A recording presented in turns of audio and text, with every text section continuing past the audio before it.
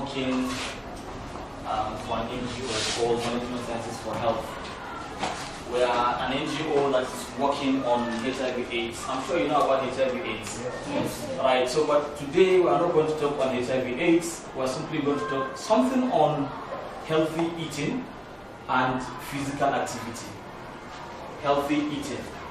You all know what healthy eating means? Eat healthy food. Yes. Right. And then physical activity. Do you know the importance? Anybody? How important is exercise? Is it important for us to be doing exercise? Yes. Are we observing that? Yes. Alright, how many times in a day? Once? In a week? Or you exercise in the morning? All the time, every day? That's very good. You are doing quite well. So, I'll be talking to you briefly. It's just going to be a very brief lecture. Alright, on school health guidelines to promote healthy eating and physical activity. I hope you can see very well. Yes. Alright, so by the end of this lesson, we're supposed to define the terms overweight and obesity. And then describe 3 health consequences of childhood obesity. Explain the purpose of school health guidelines to promote healthy eating and physical activity. Also to identify at least 2 healthy eating and 2 physical activity policies or practices that can be implemented in schools to address problem of obesity. I'm not going to go through all the slides. This is just a summary. So when we talk about overweight, we say overweight is having an extra body weight for a particular height from fat, muscle, bone, or water. But I want us to focus mainly on the word obesity. Alright? When we say obesity, we mean having a high amount of excess body fat. Alright? That is just the literal definition of it. And what we mean by energy balance is that we're supposed to have an equal sign between energy we take and the energy we give out. That is to say, the kind of food we eat is supposed to give us energy. Is that true or false? Yes. Good. So that energy, we're supposed to use it.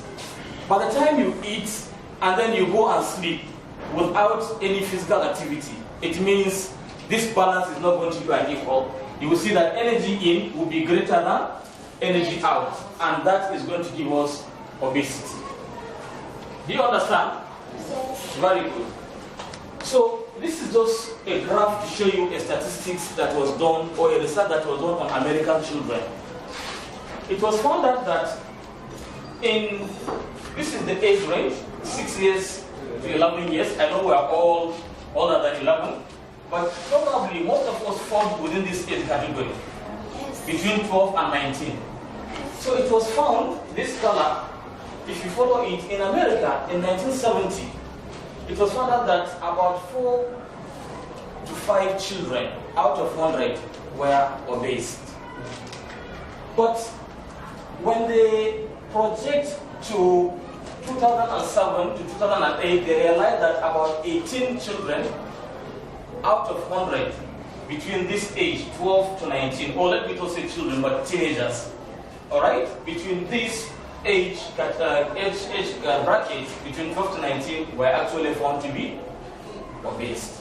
So you can see the ratio 4.2 to 18.9. It means there is an increase.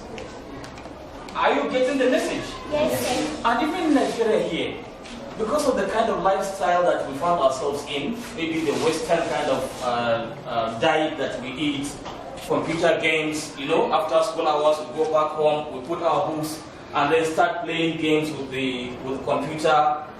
Alright? We don't have time to do some physical exercise. Energy that we take in is not equal to the energy that we give out. We found out that in Nigeria, childhood obesity or teenage obesity is also rising. So because of that, I said, let me come and talk to you on the important thing that you should know about this condition called obesity. These are the conditions that you see in children nowadays. Before this time, all right, you find out that these conditions or these disease conditions are not very common in children. But as it is now, you find out that because of the high body fat that we actually take, you find out that children have got high cholesterol level. They have type 2 diabetes. You know what is diabetes? Yes. All right. So you find out that people have got diabetes, excess sugar, or they have problem handling sugar. High blood pressure in children, which is also called hypertension. I'm sure you learned about this in your class. Yes. All right. Then social problems and poor self-esteem. You find out that children don't have that courage, or they'll be bullied by their own colleagues that, oh, you are Mr. Fat, or you are Mrs. Fat, or you are whatever. And that's why because of that, they have these social problems. And then sleep disturbances. If somebody is obese, he can also have problem with sleep, and some bones problem, orthopedic problems. Right, so in adults, and what you should also bear in mind is that somebody, a child or a teenager who is obese, is likely that in adulthood, when he reaches adults, is also going to be obese. So because of that, these are the conditions that you see in people who are obese, that is heart diseases, cancer, stroke, type 2 diabetes, osteoarthritis. I'm not going to bother you with all these big English words or scientific words. I'm sure when you go, since you are science students, you are already very much familiar with some of them. And I believe when you proceed after graduating from here, when you go to university, you'll be dealing with a lot of this, especially for those of you who are going to be doctors. All right. Does anybody want to be a doctor here? Yes. Very good. So you get used to all of these terminologies. You get used to them very well. Okay. So what are the factors that contribute to obesity? We have this lack of physical activity, sedentary lifestyle, unhealthy diet, even the environment that we live can actually promote obesity. Some environments, you find out that they don't actually promote physical activity. You are always confined to a particular place. So because of that, and of course, there is also genetic predisposition. Some people are naturally obese because their parents are also obese. So this, from this one, number 2 to number 4, we can actually control it. It is genetic that we cannot control. So these are called modifiable factors, and this is non-modifiable. We cannot modify the genetics. We cannot change our genetic makeup. But for this, vast majority of us are having this problem because of the modifiable factors. All right? Sedentary lifestyle and physical activity go hand in hand. When you eat all this junk food. You go to these food outlets. All right, you get pizza, you have shawarma, you have ice cream, you have this and that. They are really nice to take. They are sweet. All right, but you don't know that you are consuming a lot of junk. That is actually going to cause a lot of problems because. You remember in your biology, the circulatory system. Yes. All right, the blood vessels have got layers. All right, the inner layer, the middle layer, the outer layer. Very good. So the blood vessels, when you eat this cholesterol, the cholesterol will actually go and deposit. It will now be depositing gradually, and the diameter of that blood vessel will be narrowing because of the fat that is there. So as it narrows, the narrowing can take place anywhere in the circulatory system. In the heart, for example, you know there are blood vessels that actually supply the heart. Alright, so you find out that some people, because of that, they will get some heart conditions, ischemic heart disease. Because the fat has gone there, it occludes or it blocks that artery that supply the heart. As such, you find out that the heart is not getting sufficient blood also pump. So because of that, you find out that somebody has heart problem because of a sedentary lifestyle and taking of this junk food that they are usually very sweet, very nice to take, all right? But we should also be very careful while we do these things. Okay, here we look at what we can do, all right? There are interventions all over. You look at the society all over, you find out that something can be done. Media can have something, government agencies, faith-based organization, youth service organization, employers, everybody has a role to play, and most importantly, school. We're actually giving this lecture because, students spend more time in school than at home. All right, that is during the day. You find out that you come to school as early as 8 or as early as 7:30 in the morning, and you'll be leaving at 2 or even 3 or 4 even. Some actually stay much longer. They want to do extra lessons, they want to do this and that, they want to study, they are preparing for exams, and you find that they stay much longer. So you stay longer at school during the day than at home. So because of that, school plays a very, very important role in teaching students how to take care of themselves when it comes to eating and physical activity. Right. The school environment, school food environment. I have seen a canteen here. I'm so happy to see that there is a canteen there. But I hope it's healthy food that you are taking. I hope it's not shawarma, not pizza. No. But is there Coca-Cola there? Yes. All right. Is there Fanta? Yes. Any soft drink is there? Yes. Then we are also at risk. We should take more of water. All right? More of water than these soft drinks. It's very important. Okay? Especially in Sokoto here, it's very hot here.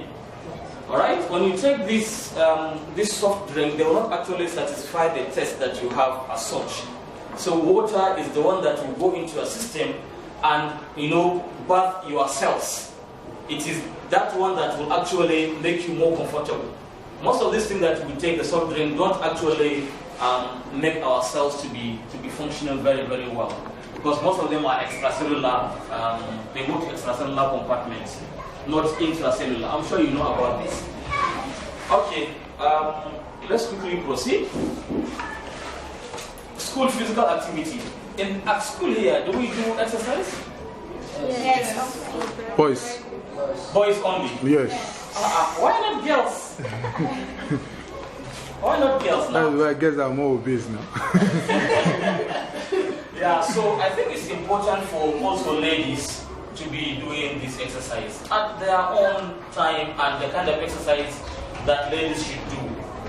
I think I'll make a call to, since the academic officer is here, this is an appeal I want to register, sir, that even the ladies are supposed to be doing some kind of physical exercise. Yes. All right, thank you. Somebody said yes. Okay, so that is very much important. All right, I know most of us do ride vehicles, our parents come to pick us, but remember, sometimes even walking, if you are somewhere around, if your house is just close by, you can walk or you can actually cycle to school. That is also an exercise.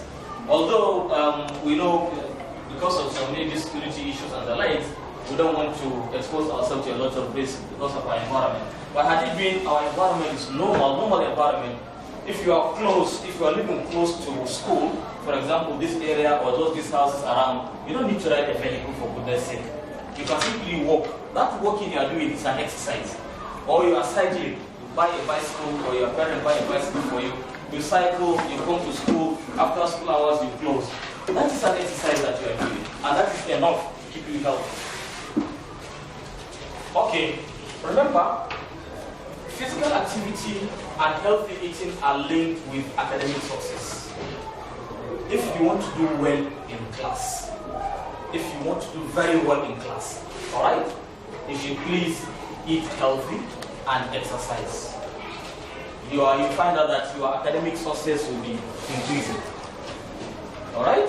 And you are also going to have a healthy well-being. You are going to be, most of the time you are not going to be sick, because as you are doing the exercise, you are eating healthy, your immune system is going to be much better. And you find out that you are not going to be falling sick, alright, quite frequently. Your body will be able to fight whatever organism that comes because of your good health. And if you don't do that, if you have that physical activity and healthy eating, these factors are going to be the risk of obesity.